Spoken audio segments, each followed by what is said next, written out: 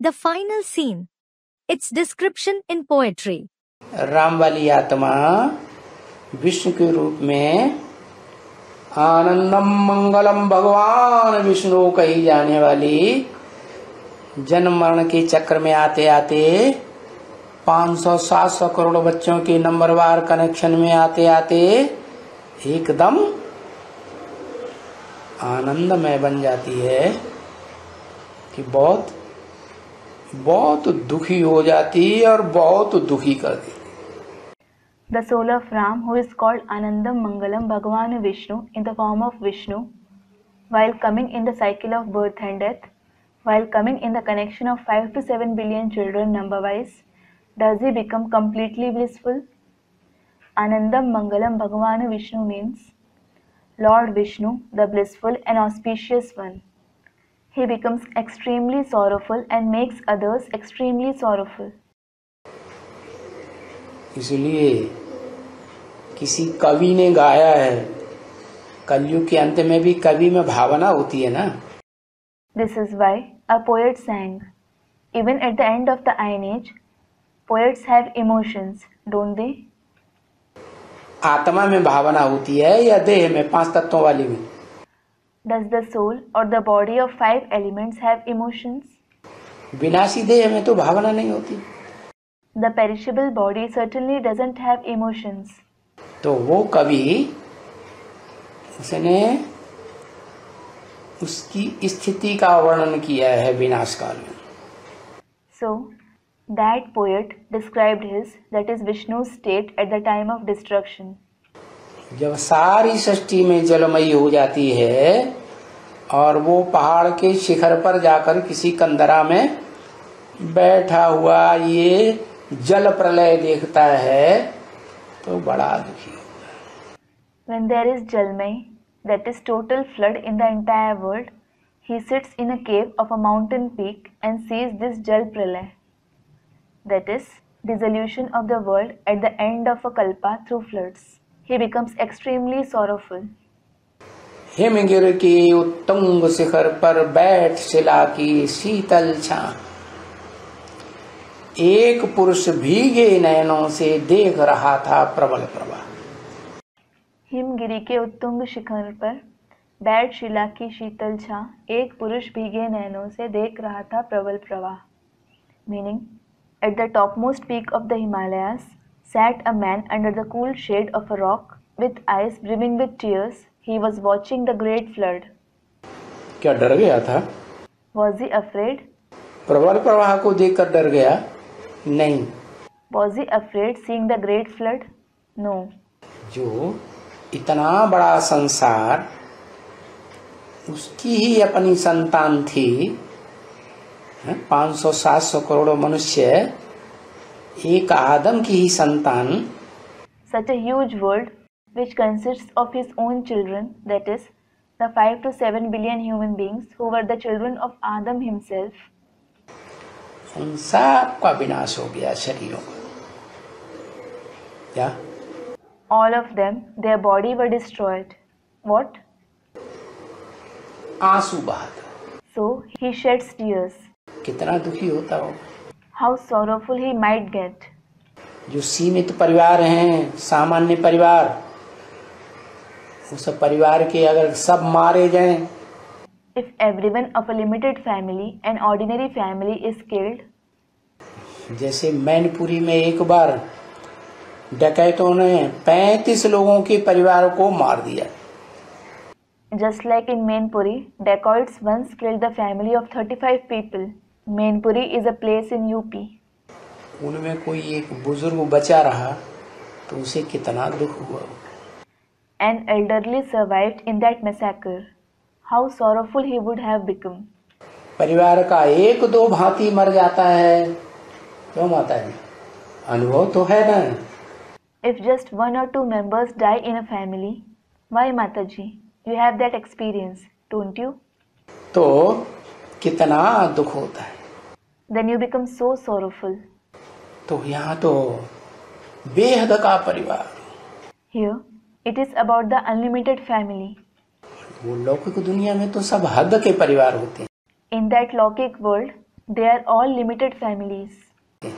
जब सारी दुनिया में जलमयी हो जाती है, When there is total flood in the entire world, कोई नहीं बचता, सब बह जाते हैं।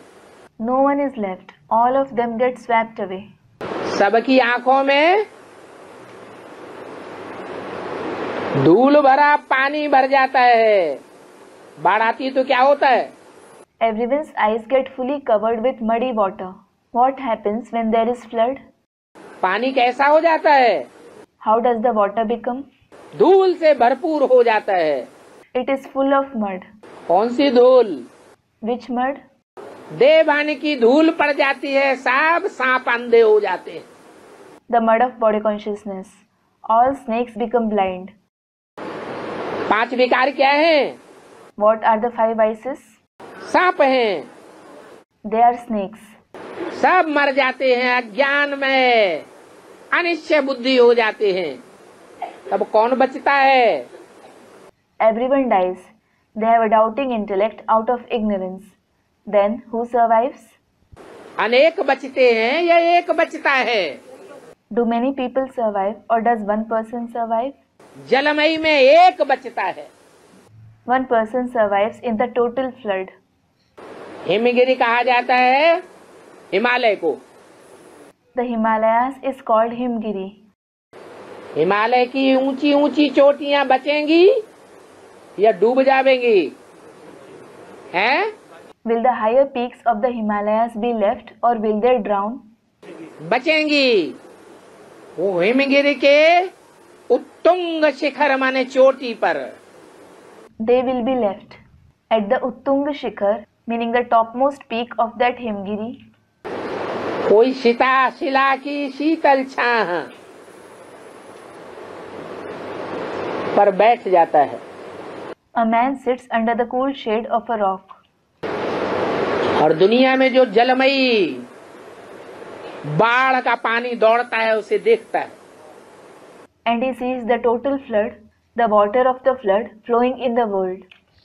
सब मर गए। Everyone died. कोई संगी साथी साकार में नहीं बचा। None of his companions and friends survived in the corporeal form. तो रोएगी आत्मा या खुश होगा? So, will his soul cry or will he become happy? इसलिए बोला है, This is why it has been said,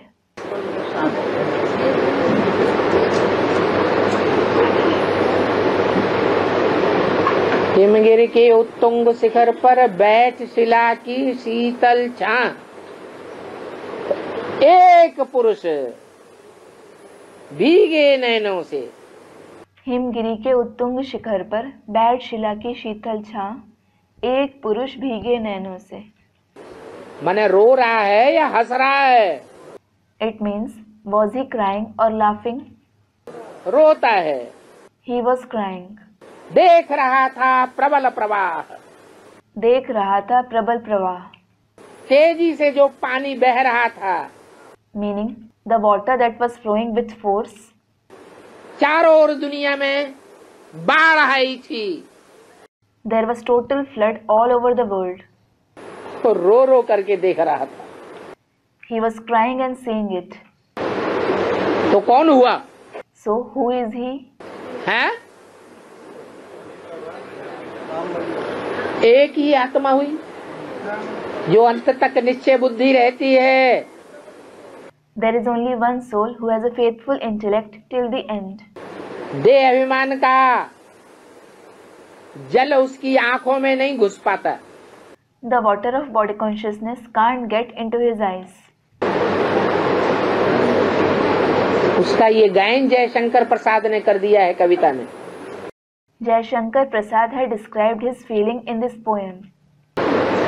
वो जयशंकर प्रसाद आज की कलयुगी दुनिया के अंतिम समय में पहले कविता करने वाले कवि हैं। Jayashankar Prasad was the first poet at the end of today's Iron Age world. सात्विक स्टेज में उन्होंने ये कविता लिखी। He wrote this poem in his Sattvic stage. तो सृष्टि के आदि की बात उनकी बुद्धि में आ गई। The incident of the beginning of the world struck his intellect. सच्ची बात आ गई या झूठी बात आ गई? Was it a true incident or a false one? सच्ची बात आ गई। It was a true incident. बेहद की बात है या हद की बात है? Is it about the unlimited or the limited? पहले बेहद की बात है। It is about the unlimited first.